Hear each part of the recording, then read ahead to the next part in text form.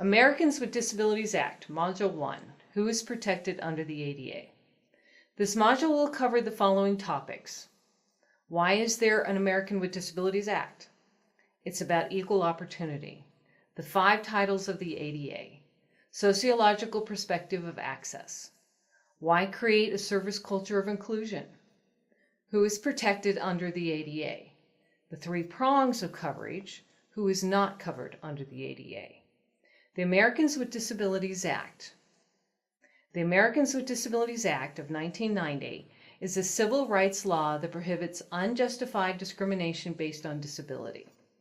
It affords similar protections against discrimination to Americans with disabilities as the Civil Rights Act of 1964, which made discrimination based on race, religion, sex, national origin, and other characteristics illegal. In addition, unlike the Civil Rights Act, the ADA also requires coverage to employers to provide reasonable accommodations to employees with disabilities and imposes accessibility requirements on public accommodations and state and local government. This act is powerful in its simplicity. It will ensure that people with disabilities are given the basic guarantees for which they have worked so hard: independence, freedom of choice, control of their lives, and the opportunity to blend fully and equally into the rich mosaic of the American mainstream. President George Bush at the signing of the Americans with Disabilities Act of 1990. It's about equal opportunity. To ensure a genuine, meaningful opportunity for the diversity of individuals with disabilities to live and fully participate in their communities, the ADA is all about taking specific, concrete steps to remove architectural, education, workplace, communication, policy, and attitudinal barriers. This can include policy modifications, communication aids and services, and physical access to programs and services. The 5 titles of the ADA. Title I is Employment, which prohibits employers and labor unions from discriminating against qualified individuals with disabilities. Title II is State and Local Government, which is services to the public which must be accessible. Title III is Public Accommodations, that covers businesses and nonprofits' access requirements. Title IV is Telecommunications. Telecommunication services, also known as the relay, for those who are deaf, hard of hearing, and have speech disabilities. Title V is Miscellaneous, which covers many things including prohibition of coercing, threats, or retaliation. This training focuses on Title II, State and Local Government, Services to the Public. Sociological perspective of access, categorization, labeling of some people as disabled and others as non-disabled depends upon society's relative ideas of what activities people should be able to do and how they should be able to do it. Just imagine, what if? Take a moment to imagine a different world where 99% of the population are born with the main learning modality of feel, touch, which is the primary way they learn or simulate information. In this world, the vast majority of people learn through touch. What kinds of access would be taken for granted, considered common or normal? So, for example, what would a classroom environment look like in order for children to learn by touching? The classroom would be touch sensory oriented. Maybe Braille would be our literacy since one has to touch to read. What would happen to a minority of children whose main learning modality happens to be seeing and hearing? What happens when they enter a classroom? They encounter learning barrier after barrier because the classroom is not made for them.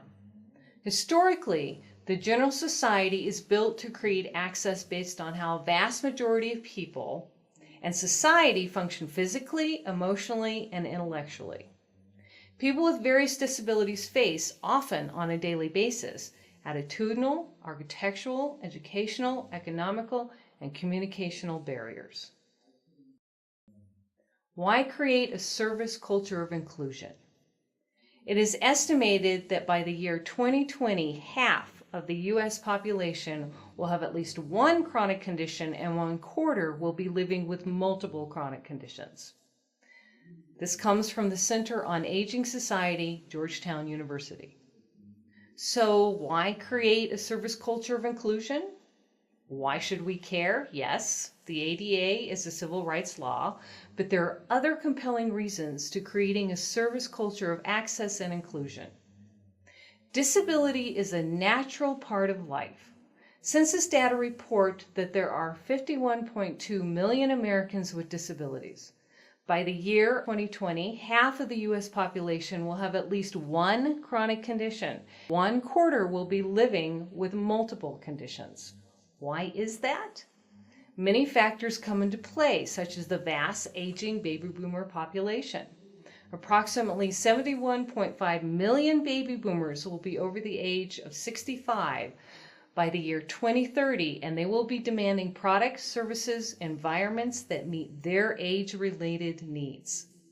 Individuals may acquire disabilities at birth, such as cerebral palsy, while others may acquire them later in life, such as back injuries. Some people have visible disabilities, such as blindness, while others experience hidden disabilities, such as diabetes, deafness, severe depression, and epilepsy. Some individuals undergoing cancer treatment experience disability temporarily, while others have disabling conditions that progress with time. Consequently, many members of our community are substantially limited in their ability to hear, see, think, breathe, walk, stand, or perform one or more major life activities. If you live long enough, the chances are very good that you will experience some sort of medical condition that will limit one or more major life activities, either temporarily or permanently.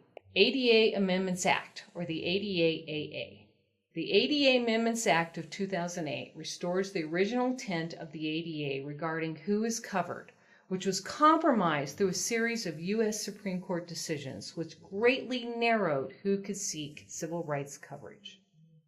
The ADA-AA rejects the interpretation by the courts that an individual must have an impairment that prevents or severely restricts the individual from doing multiple activities. It specifies that an impairment that substantially limits one major life activity need not limit other major life activities in order to be considered a disability.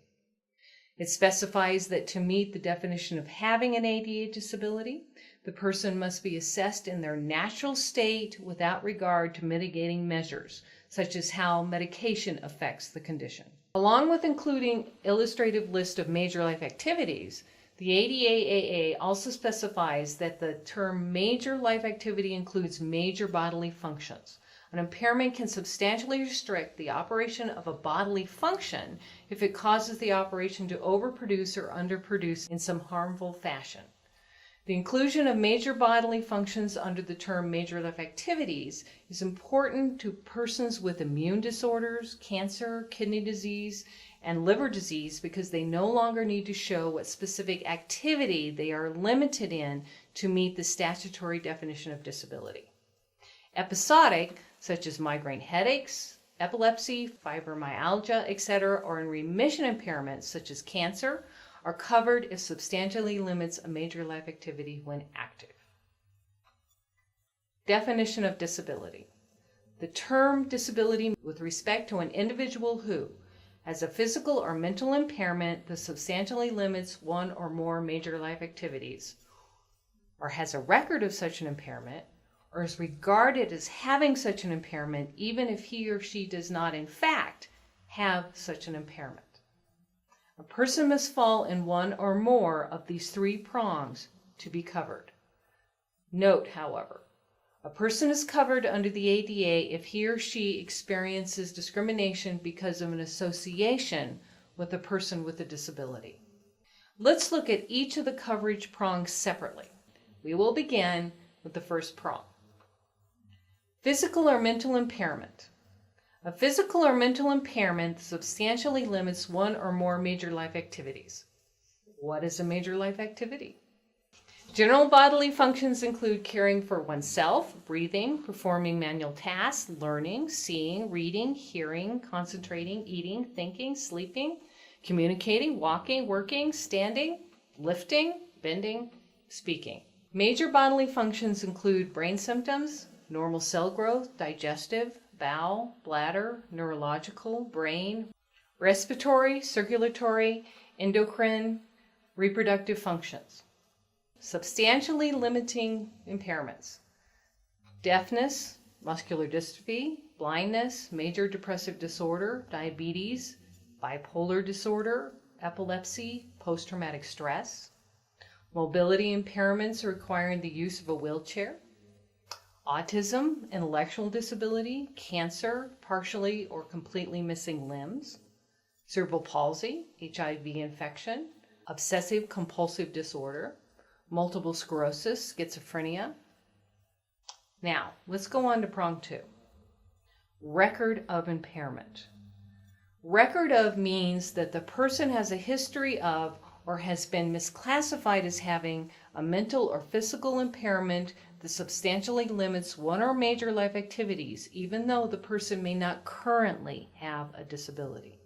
An example is a teenager who lives in a small town, New Mexico, who had hepatitis C, but was able to receive the new medication Harvoni, which cured him through a 12-week therapy regimen.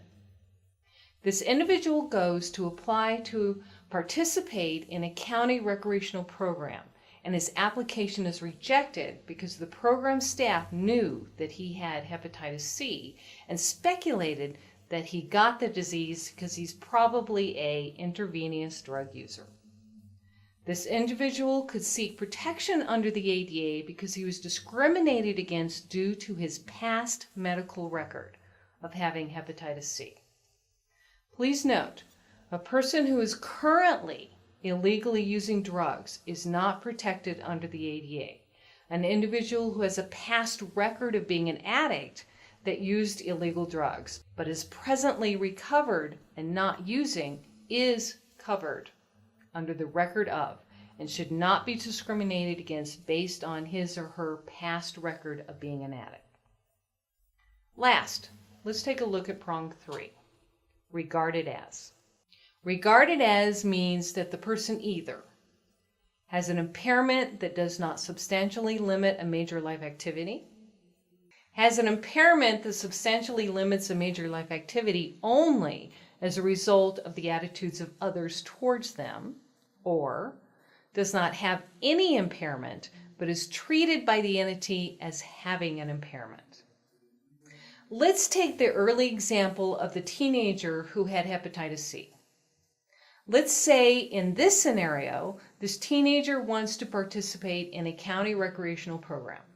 He is losing a lot of weight, and a rumor is going around that he has contracted hepatitis C again. This individual goes to apply to participate in a county recreational program, and his application is rejected because the program believes that he once again has hepatitis C, and they don't want anyone with that condition to be part of the program. As it turns out, this individual does not have hepatitis C. He's just losing weight. However, the county discriminated against him by not allowing him into the program because they thought he had hepatitis C. This individual could seek protection under the ADA because he was regarded as having a disability of hepatitis C and was discriminated against based on that belief. Transitory and minor impairments. Impairments that are not usually disabilities under the ADA. Temporary, non-chronic impairments of short duration with little or no residual effects, such as the common cold, seasonal or common influenza, a sprained joint, usually will not substantially limit a major life activity. Regarded as does not apply if the impairment is both transitory and minor. Expected to last for 6 months or less. Note, however, actual disability, an impairment that substantially limits a major life activity, even if it lasts or is expected to last for fewer than 6 months. An example of a minor and temporary condition could be the flu. If a waiter calls in sick to the restaurant that he works for and is fired because he has the flu, the waiter has no recourse under the ADA because his condition is minor and temporary.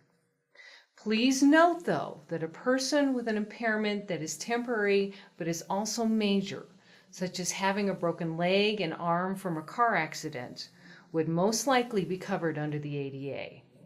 Her broken leg and arm may heal in 6 months, but she is substantially limited in several major life activities during the 2 months. To learn more about who is protected under the ADA, go to the resources section of this training. Training disclaimer. As with any civil rights law, how the ADA is interpreted and applied is largely influenced by court case decisions. This training is based on the latest technical assistance from the Department of Justice and court case decisions in the year 2016. The information herein is intended solely as informal guidance and is neither a determination of your legal rights or responsibilities under the Act, nor binding on any agency with enforcement responsibility under the ADA.